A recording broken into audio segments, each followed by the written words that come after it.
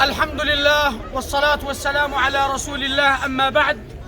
وها نحن في هذا اليوم المبارك، في اليوم 17 من شهر رمضان 1444 هجرية، أتينا إلى مؤسسة بساط الخير.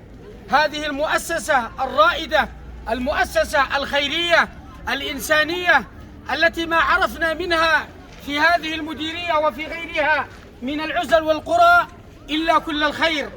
أتينا زيارة تفقدية فوجدنا هذه الجموع من الأرامل والأيتام والأسر المستحقة والنازحين، كيف لا ويريم قد احتضنت الآلاف بل المئات من النازحين.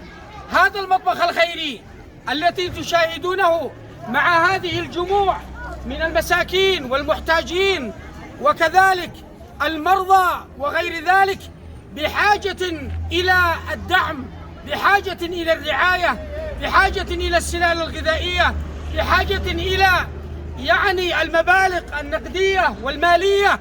كيف لا وهم يمرون بهذه الأزمات أزمات معيشية، لا يجدون ما يأكلون ولا يجدون ما يشربون.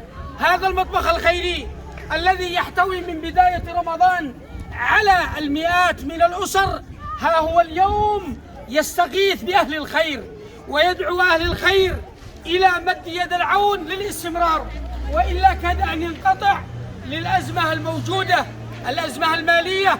يحتاج إلى أن يوفر للناس الأرز والطبيخ واللحم وغير ذلك، وكذلك الماء والزبادي وما شابه ذلك.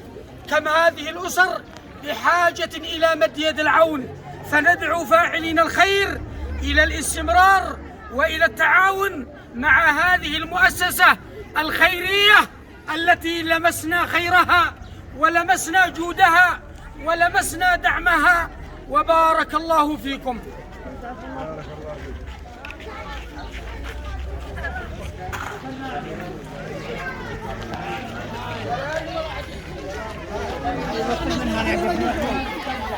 يسعوهم بدل هيا الله يتروح.